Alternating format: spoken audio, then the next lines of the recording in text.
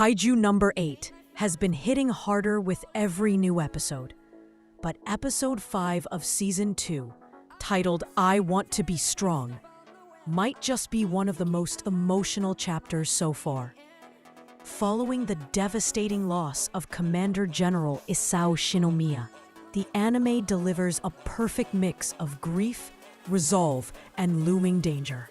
This review is going to break down the episode's biggest moments, explore the character arcs, and discuss what all of this means for the story moving forward. So grab a seat, because this one's packed with emotion, action, and some chilling foreshadowing. Opening impact, the death of Isao. The episode begins with the heartbreaking aftermath of Isao Shinomiya's death. His sacrifice in the battle against Kaiju number 9 shook not only the defense force, but also the fans watching at home. The show doesn't rush past this moment, it lingers on it, making sure we feel the weight of the loss. What stands out here is that Isao wasn't just another leader. He was a father figure, a symbol of strength, and the backbone of the defense force. His absence leaves a massive hole, not only strategically, but also emotionally. The funeral scenes set a somber tone, showing the soldiers' pain and their struggle to cope with a reality where their greatest protector is gone. Personally, I think this was one of the strongest decisions in the anime so far, because instead of just moving on to the next big fight, it slows down and forces us, along with the characters, to sit in the grief. Kaiju number 9's escape and threat. But of course, Kaiju number 9 is far from gone. After fusing with Isao and Kaiju number 3, its body is unstable, yet still terrifying. Kafka and Narumi manage to deal heavy damage, proving their growing strength. But the Kaiju pulls a chilling move. Instead of fighting to the end, it retreats, mocking humanity in the process. And here's where it gets dark. Kaiju number 9 doesn't just flee. It uses Isao's face and voice to taunt the defense force. Imagine losing someone you deeply respect, only for their image to be twisted into a weapon by the very monster that killed them. It's psychological warfare at its finest, and it sets the stage for even more emotional conflict in the future. From a storytelling perspective, this is brilliant. It's not just a physical threat anymore, but an emotional one. Kaiju number 9 is essentially haunting them with the ghost of their fallen commander. Kafka's struggle, the monster within. Now, let's talk about Kafka. His journey is becoming more tragic and complex by the episode.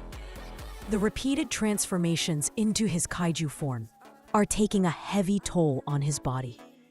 Doctors warn that parts of him may never fully return to human form again. In other words, every time he becomes Kaiju number 8, he's losing a piece of himself. Thank you for listening. Mean and well done. This is one of the most interesting dilemmas in modern shonen anime. The hero is not only fighting external enemies, but also his own fading humanity. And it raises the question, how long before Kafka becomes more monster than man? In my opinion, this is where Kaiju number 8 shines compared to other series. It doesn't just give us flashy battles. It gives us a protagonist who's walking on the edge of two worlds, and the danger feels deeply personal. Kikoru's grief and resolve. On the emotional side, Kikoru absolutely steals the spotlight. She skips her father's funeral, drowning in guilt and anger.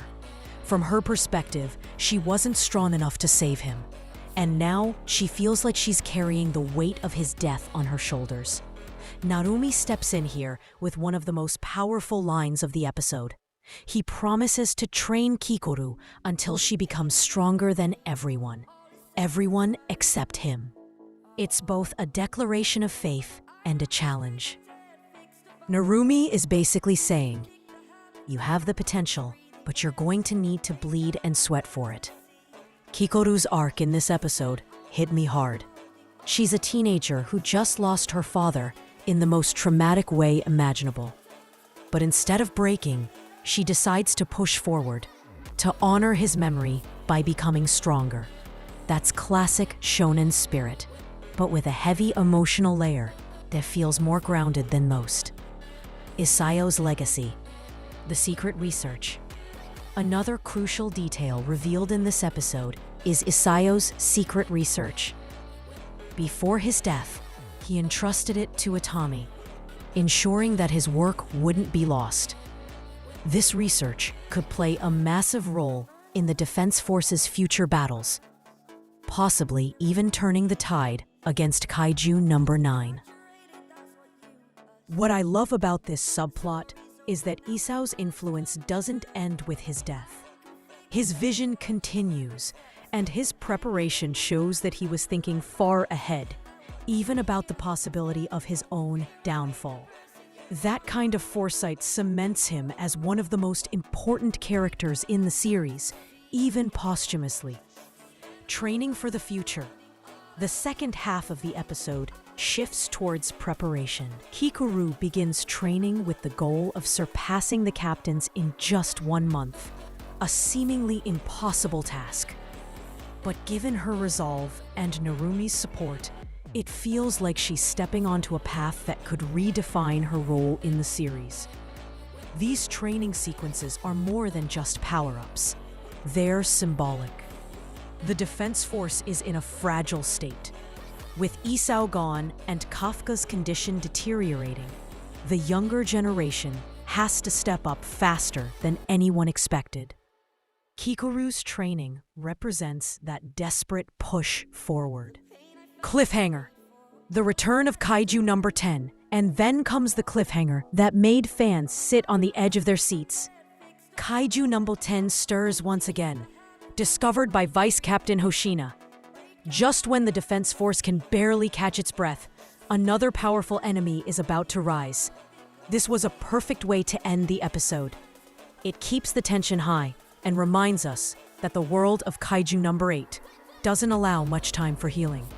The threat is constant, and the enemies keep evolving. My take, why this episode works. To me, Episode 5 is a masterclass in balance. It doesn't just throw endless fights at us.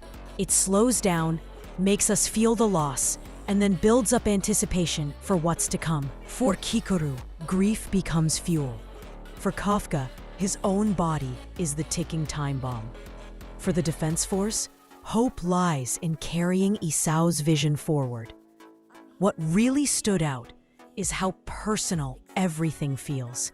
In many shonen anime, when a character dies, the story quickly shifts gears.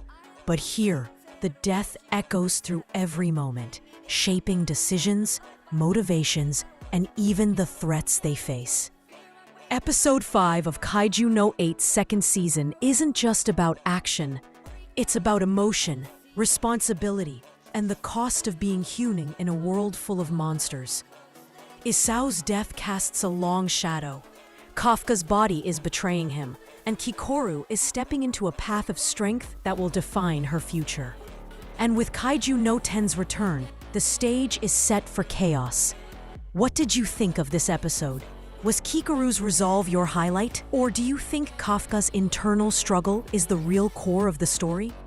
Let me know in the comments below, and don't forget to subscribe for more deep dives into Kaiju No 8 and the anime world.